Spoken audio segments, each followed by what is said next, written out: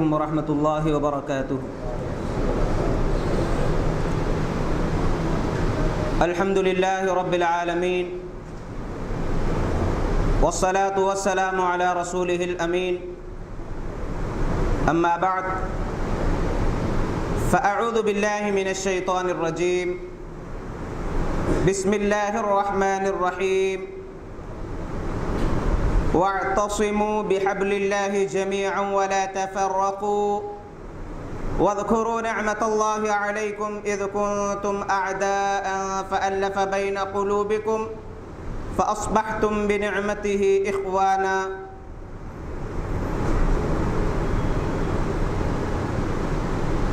قال رسول الله صلى الله عليه وسلم: المؤمن للمؤمن كالبنيان يشد بعضه بعضا، رواه مسلم۔ رب اشرح لي صدري ويسر لي امري واحلل عقدة من لساني يفقهوا قولي، رب زدني علما۔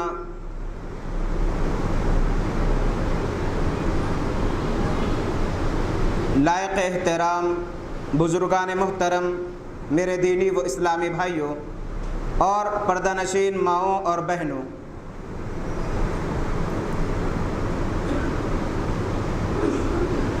آج آپ کے سامنے عصر حاضر کے بڑے ہی اہم عنوان پر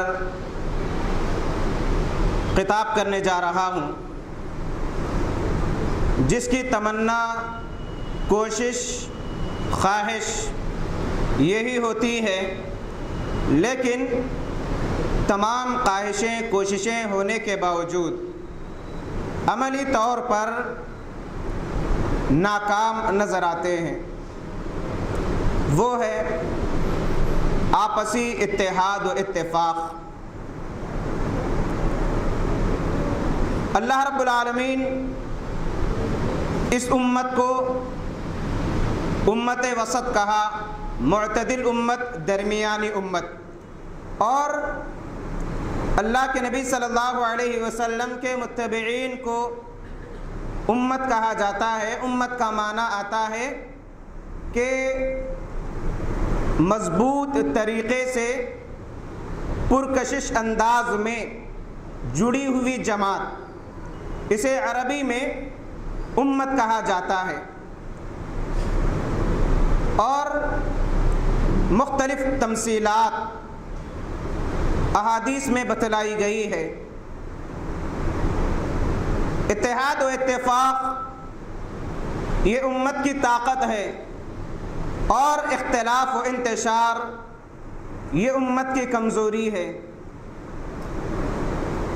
آج مسلمان ہر ایک یہ خواہش کرتا ہے، ہر ایک مسلک والا، کہ مسلمان متحد رہے، مل جل کر زندگی گزارے، آپس میں لڑائی جھگڑا نہ کرے اور سب جڑ جائے، ایک ہو جائے، لیکن عملی طور پر کوئی اس کے لیے تیاری نہیں کرتے، عملی طور پر زیرو نظر آتے ہیں، اس لیے کہ اتحاد کے لیے اپنی انا کو مارنا پڑتا ہے، اتحاد کے لیے حسد کو ختم کرنا پڑتا ہے، اتحاد کے لیے مخالفت کو ختم کرنا پڑتا ہے، اتحاد کے لیے عظیم قربانی کی ضرورت ہے، جو آج پریکٹیکلی عملی طور پر کوئی دینے کے لیے تیار نہیں۔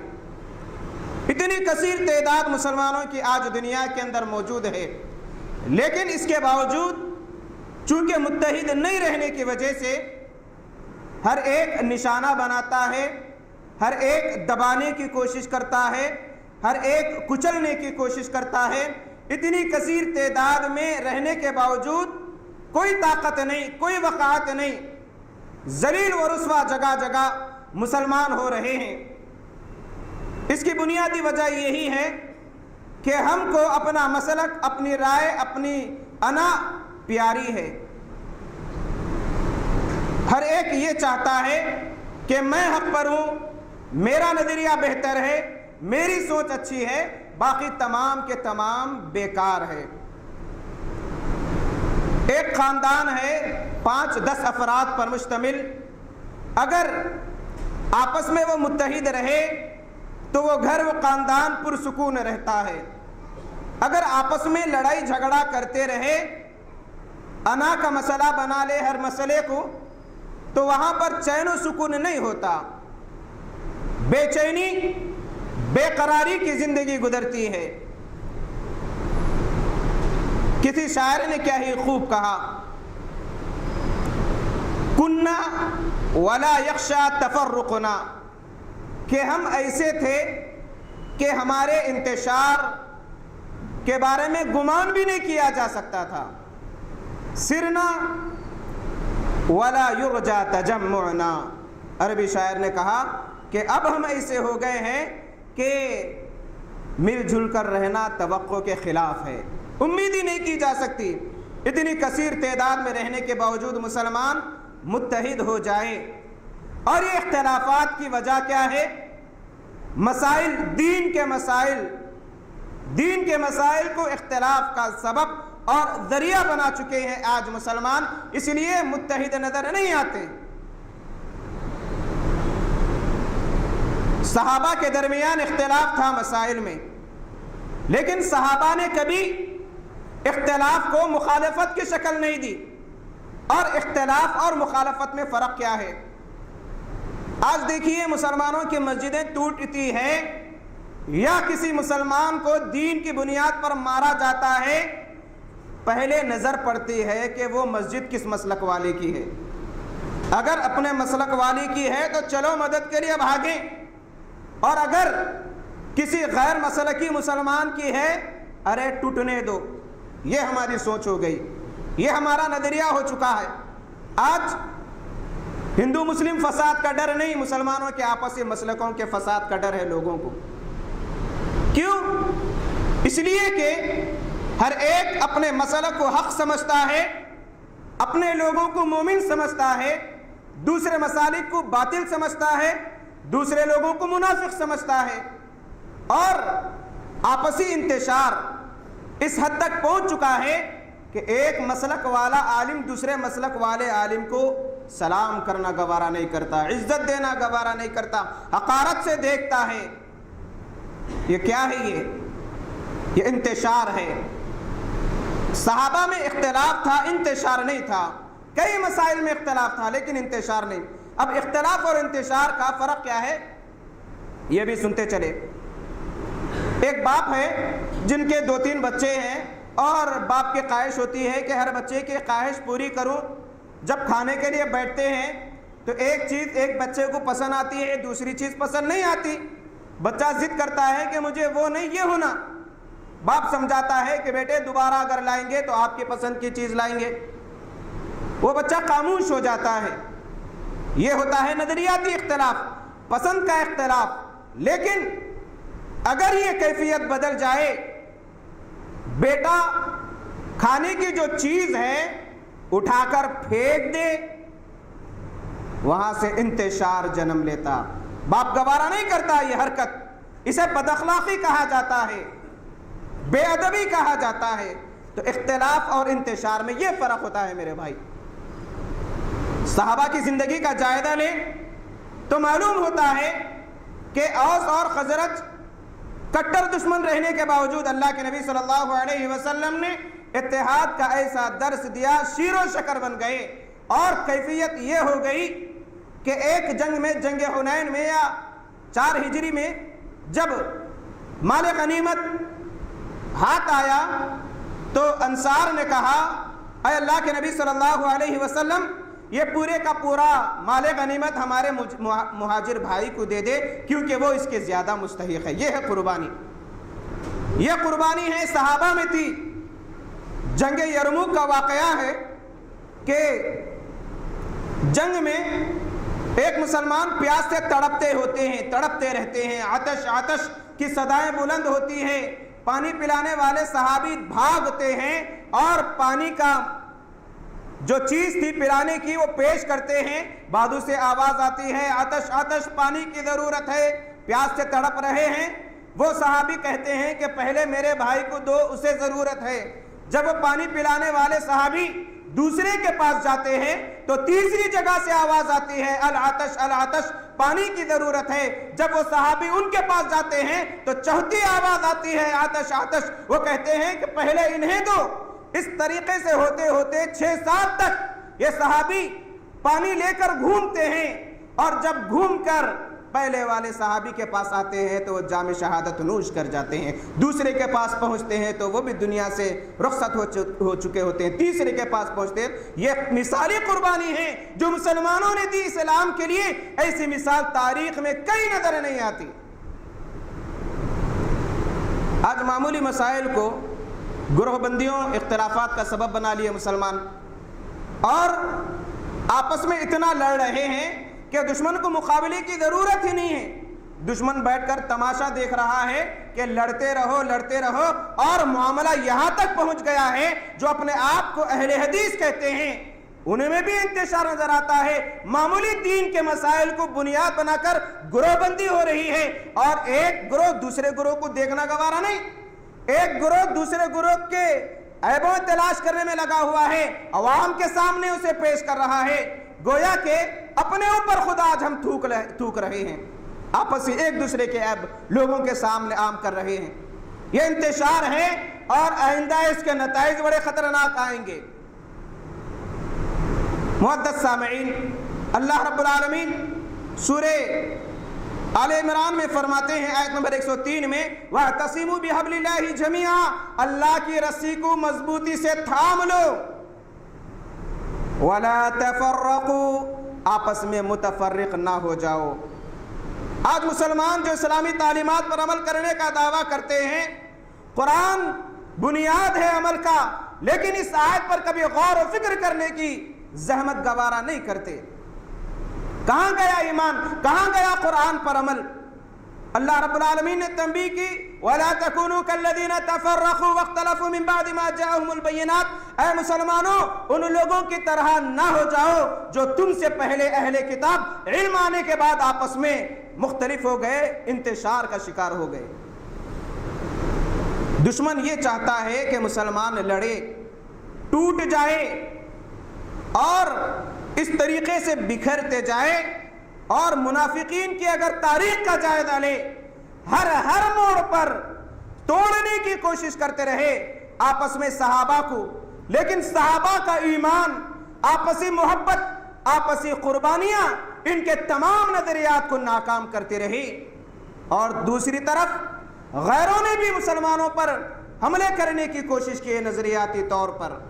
دیکھیے حضرت علی رضی اللہ تعالی عنہ، حضرت معاویہ رضی اللہ تعالی عنہ میں شدید اختلاف ہوتا ہے، معاملہ یہاں تک پہنچ گیا کہ ان کی ایک جماعت تیار ہے، ان کی جماعت تیار ہے، جنگیں ہوئی، جنگ صفین، کئی صحابہ آپس میں شہید ہو گئے اس میں۔ اور جب روم کے بادشاہ نے دیکھا کہ چلو مسلمان لڑ رہے ہیں، فائدہ اٹھائے، اور جب علی رضی اللہ تعالیٰ عنہ کا لشکر مضبوط تھا اور معاویہ رضی اللہ تعالیٰ عنہ کمزور پڑ رہے تھے ان کا لشکر، تو روم کے بادشاہ نے ایک خط لکھا معاویہ رضی اللہ تعالیٰ عنہ کے پاس کہ ہم نے دیکھا ہے کہ آپ پر علی رضی اللہ تعالیٰ عنہ زیادتی کیے ہیں، اور اگر آپ مناسب سمجھے تو میں امداد کے لیے اپنی فوج روانہ کروں گا تاکہ میری فوج کے ذریعے علی رضی اللہ تعالیٰ عنہ پر غالب آ جائے، ان سے مقابلہ کرے۔ جب یہ خط دیکھنا تھا معاویہ رضی اللہ تعالیٰ عنہ فوراً اس کے خط کے پیچھے لکھتے ہیں، اگر ہم ہوتے ارے اللہ کی مدد آ گئی بھائی، ہم کمزور تھے، چلو آ گیا، فائدہ اٹھاؤ، لیکن صحابہ ایسے نہیں تھے۔ معاویہ رضی اللہ تعالیٰ عنہ نے خط کے پیچھے لکھا اے رومی کتے، تیری جرت کیسے ہوئی ہمارے معاملے میں دخل اندازی کرنے کی؟ یہ ہمارا آپسی معاملہ ہے، اگر تو فوج بھیجے گا تو یاد رکھ سب سے پہلے علی رضی اللہ تعالیٰ عنہ تیری فوج کا مقابلہ کریں گے، اور میں ان کی فوج کا ادنا شخص بن کر لڑوں گا اور تیری فوج کا مقابلہ کر کے ختم کریں گے۔ تیری جرت کیسے ہوئی آپس میں مداخلت کرنے کی ہمیں؟ یہ ہمارا آپسی معاملہ ہے۔ یہ نظریہ تھا صحابہ کا، یہ نظریہ تھا صحابہ کا۔ جو کسی غیر کی مداخلت کو برداشت نہیں کرتے۔ معزز سامعین، یہ دین کے جو مسائل ہے، ہر مسجد میں گروہ بندی، ہر مسجد میں مسلک میں گروہ بندی، ہر حلقے میں گروہ بندی، ہر جگہ 2-3 قسم کے لوگ ایک دوسرے پر الزام لگاتے، مسائل کی بنیاد پر اختلاف کرتے۔ تعجب ہوتا ہے، یہ مسائل لڑنے جھگڑنے کے لیے نہیں بلکہ سہولت کے لیے ہے، سہولت کے لیے اختلافات ہے۔ اور صحابہ میں اختلاف تھا، کس طریقے کا تھا، کس حد تک تھا، اس واقعے سے ہم اندازہ لگا سکتے ہیں۔ حضرت زید رضی اللہ تعالیٰ عنہ اور حضرت عبداللہ بن عباس رضی اللہ تعالیٰ عنہ یا عباس رضی اللہ تعالیٰ عنہ میں شدید قسم کا اختلاف تھا، وراثت کے مسئلے میں سخت اختلاف تھا، وراثت کے معاملے میں۔ اور حضرت زید بن ثابت رضی اللہ تعالیٰ عنہ کے بارے میں کہتے تھے، اما یتق اللہ زید بن ثابت، کیا زید بن ثابت اللہ سے ڈرتے نہیں جو وراثت کے معاملے میں اس طریقے سے منمانی فتوے دیتے ہیں۔ اختلاف زوروں پر ہے، لیکن عباس رضی اللہ تعالیٰ عنہ جب کبھی زید رضی اللہ تعالیٰ عنہ کو سواری سے اترتے یا چڑھتے دیکھتے تو اپنا کندھا پیش کرتے کہ آپ اتریے میرے کندھے پر قدم رکھ کر، سہولت دیتے، مدد کے لیے آگے بڑھتے۔ زید رضی اللہ تعالیٰ عنہ لا کو روکتے، کہتے ہاکذا امرنا بان نفعل بعلمائنا، ہمارے نبی نے ہمیں یہی تعلیم دی کہ ہم اپنے اہل علم کا احترام اس طریقے سے کریں۔ مسائل میں اختلاف اپنی جگہ، لیکن جب آپس میں ملتے تو شیر و شکر بن جاتے تھے صحابہ، اور یہی معاملہ زید بن ثابت رضی اللہ تعالیٰ عنہ کا تھا، اور یہی اختلاف ائمہ کرام کا تھا۔ مسائل میں لاکھ اختلاف، لیکن جب آپس میں ملتے تو خندہ پیشانی سے ملتے، مسائل کو مسائل کی حد تک رکھتے، اسے اختلاف، مخالفت، گروہ بندی، انا کا مسئلہ کبھی نہیں بنائے، اور یہی درس دیا گیا امت کو۔ اور یہ اختلاف فروعات کہتے ہیں اسے، فروعات میں اختلاف ممکن ہے۔ اگر آج مسلمان متحد ہونا چاہے تو کلمے کی بنیاد پر متحد ہو سکتے ہیں، ایک کلمہ اتحاد کے لیے کافی ہے مسلمانوں کے، ایک قبلہ یہ کافی ہے اتحاد کے لیے، 5 وقت کی نمازیں اور اذانیں یہ اتحاد کے لیے کافی ہے، توحید عقید توحید اتحاد کے لیے کافی ہے، نبی صلی اللہ علیہ وسلم کی امت ہے، اتحاد کے لیے کافی ہے۔ لیکن دشمن ملنے نہیں دیتے، یہ نہیں چاہتے کہ مسلمان مضبوط طاقت بن جائے۔ یاد رکھیے، اگر آپس میں لڑتے جھگڑتے رہیں گے تو دشمن برابر فائدہ اٹھاتا رہے گا، اور آئندہ اس کے نتائج بڑے خطرناک رونما ہوں گے۔ تعجب ہوتا ہے، آپس میں اپنے اپنے نظریات کی بنیاد پر اختلاف کر کے ایک دوسرے کے عیبوں کو شریعت نے چھپانے کی تعلیم دی، بھری محفلوں میں عام کرتے ہیں، انہیں یہ کرا، انہیں یہ کرا، انہیں یہ کرا، اس کے اوپر کیس ڈالو، اس کے اوپر۔ تعجب ہوتا ہے، جب ہم اپنے عیبوں کو لوگوں کے سامنے عام کریں گے تو پھر اصلاح کا کام کب کریں گے؟ بدعت و خرافات کے خلاف آواز کب اٹھائیں گے؟ کب اتحاد کا درس دیں گے؟ اللہ کے نبی صلی اللہ علیہ وسلم نے فرمایا، المؤمن للمؤمن کالبنیان، ایک مومن دوسرے مومن کے لیے ایک بنیاد کی طرح ہے۔ جس طریقے سے دیوار اینٹ اور ریتی سے مل کر بنتی ہے اور جب سوکھتی ہے تو مضبوط دیوار بنتی ہے، اگر منتشر کر دیا جائے تو نہ اینٹ کے اندر وہ طاقت ہوتی ہے، نہ ریتی میں وہ طاقت ہوتی ہے، نہ سیمنٹ میں وہ طاقت ہوتی ہے۔ جب دیوار بنتی ہے، عمارت بنتی ہے تو کوئی توڑ نہیں سکتا اسے۔ یہ مثال دی ہے اللہ کے نبی صلی اللہ علیہ وسلم، ہر معاملے میں جوڑنے کی کوشش کرتے تھے اللہ کے نبی صلی اللہ علیہ وسلم، تاکہ مسلمان متحد رہے، مختلف نہ ہو جائے، انتشار کا شکار نہ ہو جائے۔ معزز سامعین، یہ اتحاد آج کے دور کا بہت اہم مسئلہ ہے۔ ہماری ذمہ داری ہے کہ ہم آپسی اختلاف کو بازو رکھیں اور اتحاد کو ترجیح دے۔ مسائل میں اختلاف ہے، قیامت تک جاری رہے گا، لیکن مخالفت اگر ہو جائے گی، ایک دوسرے کے خلاف اگر دستے گریبان بن جائیں گے، ایک دوسرے کے عیبوں کو عام کرتے رہیں گے، اس سے خود ہماری طاقت کمزور ہو جائے گی۔ ہماری طاقت کمزور ہو جائے گی، کثیر تعداد میں رہنے کے باوجود کوئی وقات نہیں ہوگی۔ ایک مثال بتلا کر اپنی بات کو ختم کرتا ہوں۔ اللہ کے نبی صلی اللہ علیہ وسلم نے فرمایا، صحیح مسلم کی حدیث ہے، تَرَى الْمُؤْمِنِينَ فِي تَرَاحُمِهِمْ وَتَعَاطُفِهِمْ وَتَوَادُّهِمْ وَتَعَاطُفِهِمْ، اے مسلمانوں، اے لوگوں تم مسلمانوں کو دیکھو گے، تَرَى الْمُؤْمِنِينَ مومنوں کو دیکھو گے، فِي تَرَاحُمِهِمْ آپس میں رحم دلی میں، وَتَوَادُّهِمْ آپسی محبت میں، وَتَعَاطُفِهِمْ آپسی شفقت و محبت میں، كَمَثَلِ الْجَسَدِ ایک جسم کی طرح ہے، اِذَا اشْتَكَىٰ عَضْوٌ تُدَاعَىٰ لَهُ سَائِرُ الْجَسَدِ بِالسَّهْرِ وَالْحُمَىٰ، جسم کے کسی عضو میں اگر تکلیف پہنچتی ہے تو پورا جسم اس کا اثر قبول کرتا ہے اور رات بھر اس عضو کا ساتھ دیتا ہے۔ دنیا کے کسی بھی کونے میں کسی مسلمان پر ظلم ہو رہا ہے تو سارے مسلمان تڑپ جانا چاہیے کہ ہمارے اپنے بھائی پر اسلام کے لیے ظلم ہو رہا ہے۔ یہ کیفیت ہونا چاہیے۔ یہ کیفیت اگر آئے گی یقیناً اتحاد آئے گا۔